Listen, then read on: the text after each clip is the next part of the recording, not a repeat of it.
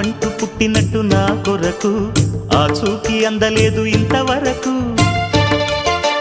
వచ్చింది గాని ఈడు ఒంటి వరకు వేధించలేదు నన్ను జంట కొరకు చూశాక ఒక్కసారి ఇంత వెలుగు నా వంక రాను అంది కంటి కునుకు ఈ అల్లరి గారడి నీ లీల అనుకోనా నీ పేరు ప్రేమ అవునా ఇవాళే నిన్ను పోల్చుకుందా